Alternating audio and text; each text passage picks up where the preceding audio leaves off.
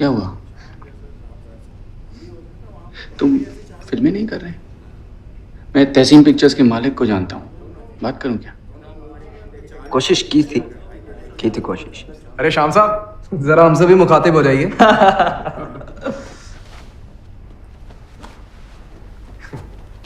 दोस्तों, आज मैं बहुत खुश हूं कि मैं अपनी माशूका लाहौर के आगोश में फिर वापस आया हूं। भाई इसी की सड़कों पर तो हमने मोहब्बत करना सीखा। अरे वाह। अरे शाम साहब, शराब के साथ शबाब का होना बहुत जरूरी है। जाएंगे, जल्दी क्या है? अरे भाई, ये क्या घटिया चीज पी रहे हो? ये तो सरकारी क्लर्कों के लिए है, तुम जैसे राइटर के लिए।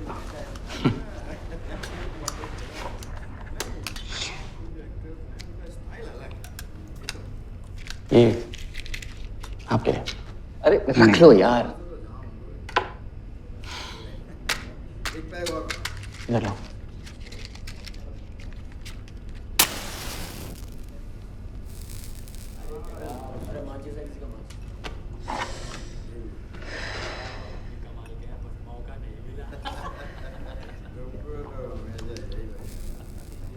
फाइनल सुनवाई कब है? इसी साल या अगले या उसके अगले या उसके अगले। चलो उठो, अब लाहौर आपका शहर है, चलो। नहीं, वो सफिया बच्चों के साथ अकेले घर पे होगी तो।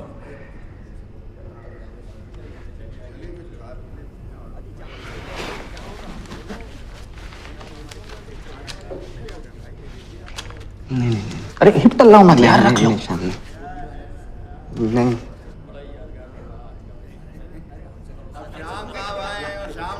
चलिए श्याम भाई, अब चल भी लीजिए। प्लीज ज़्यादती मत कीजिए। अरे अब तो मुजरे भी खत्म हो जाएंगे। चलिए उठो चलिए। तुम कहीं जाना मत, मैं बस यूं गया और यूं आया, यहीं बैठे रहना।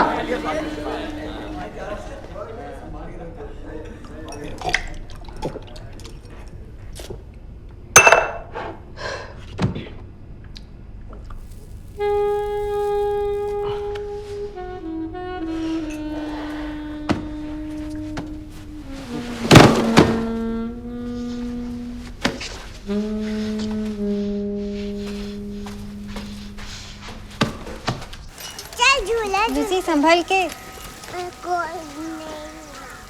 बेहतर होता कि फैज़ मेरे अफसाने को फौश कहते, ना कि ये कि मेरा अफसाना लिटरेचर के पैमाने पर पूरा नहीं उतरता। अच्छा ठीक है, तू गए। आप अब तक उसी बात को लिए बैठे हैं। मुझे लग जाएगी। मैं तो ये सोच के मरी जा रही हूँ कि जज क्या फैसला देंगे।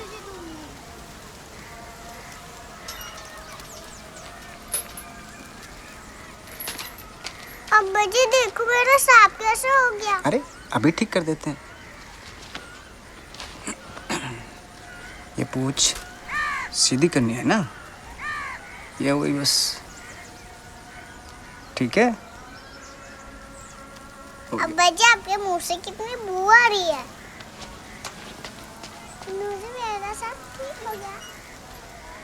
ये बात है।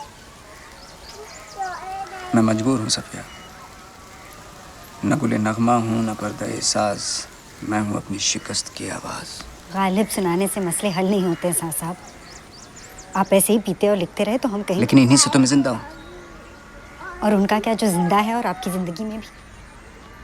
सारी हमदर्दी सिर्फ अपने किरदारों के लिए बचा रखी है। आखिर में अफसाने ही रह जाते हैं और उनके किरदार। मुझे सिर्फ वो इंसान चाहिए जिससे मैंने शादी की। लेकिन मैं पहले भी पीता था, और ये बात मैंने तुम्हारे अब्बा को पहली मुलाकात में बताई थी।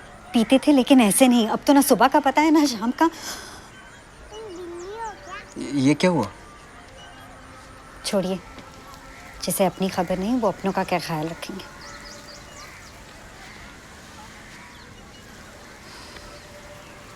तुम्हें मैं इतना ही बुरा लगता हूँ तो छोड़ दो मुझे।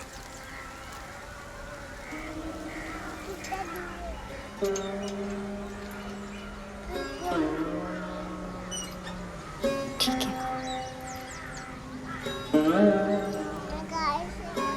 आप यही चाहते हैं तो ठीक है। मुकदमे के बाद चली जाऊंगी।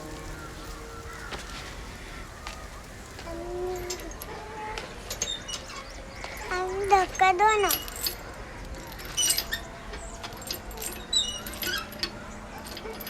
मैं ये कबूल करता हूं कि ठंडा गोश्त मेरे ही हाथों का लिखा अफसाना है,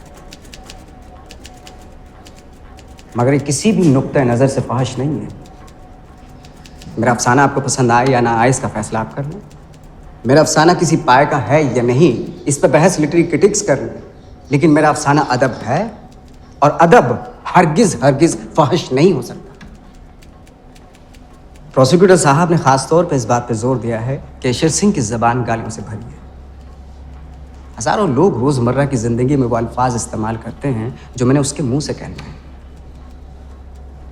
मिसाल के तौर पर मैं आपसे कहूँ कि यार आप तो बड़े जब चूतिए हो, मैं यहाँ हूँ और आप मुझे वहाँ ढूंढ रहे हो, या ये कि मैं तो समझता था कि जज साला बुरा आदमी है, तो क्या मैं इनको गाली दे रहा हूँ? क्या इस तरह के अल्फाज हमें सड़कों पर सुनाई नहीं पड़ते? सवाल यह है कि जो चीज़ जैसी है उसे वैसे ही पेश क्यों ना किया जाए। मैं वही लिखता हूँ जो जानता हूँ, जो देखता हूँ।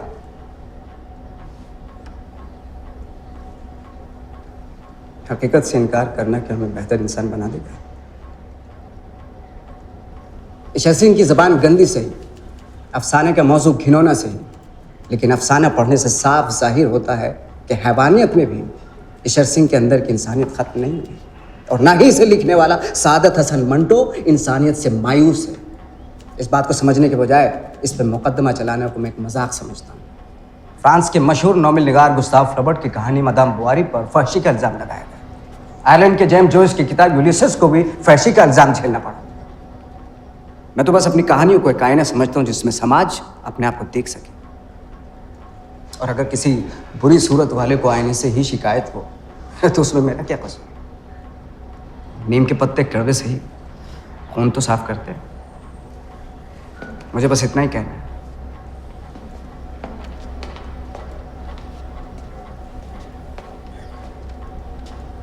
बिना वजह आपने कोर्ट का वक्त ज़ाया किया। आपको सजा दिलवाने के लिए तो ये तकरीर ही काफी थी। मुल्जिम खड़े हो जाएं।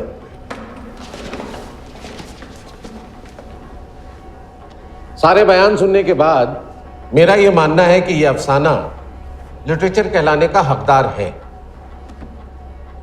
मगर यह मुल्क के इखलाकी पैमाने के सख्त खिलाफ है।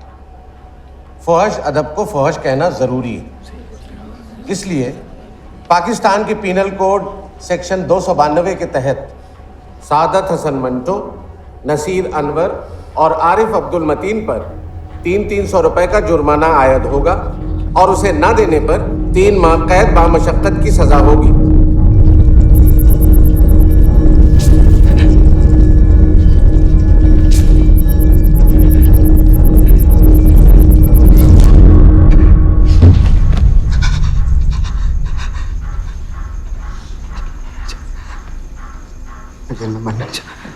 मैंने साहब क्या हुआ?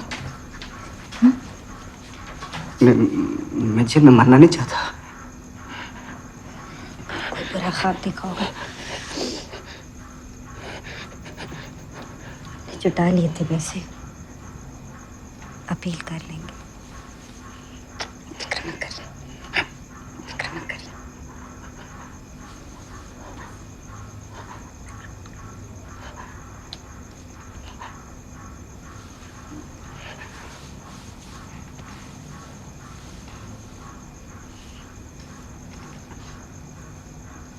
ये हामिद का दिया हुआ घर, चौधरी साहब का उधार, बच्चे कुछ चाहने वालों की मेहरबानी, ये सब बर्दाश्त नहीं होता।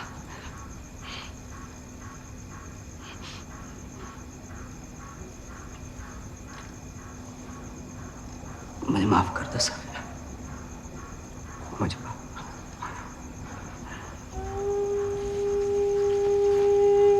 कर दो। माफ कर दो मेरे नन्हे फरिश्ते।